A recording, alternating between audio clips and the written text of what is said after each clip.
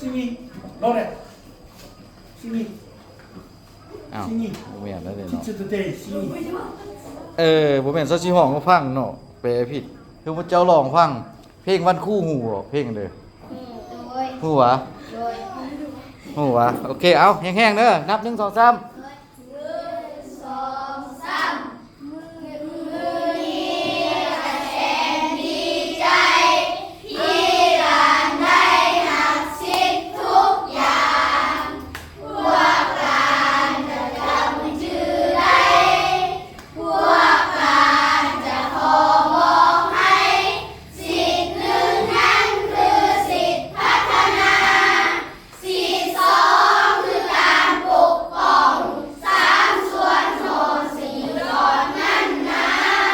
สี่สิทธิ์สำคัญทุกอย่าง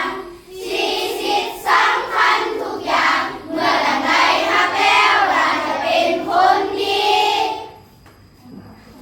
อ่า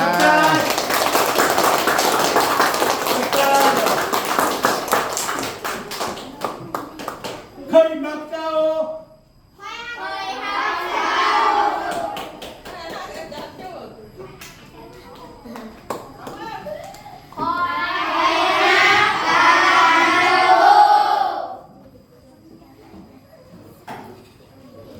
โอ้สุดยอดเพลงคู่นี่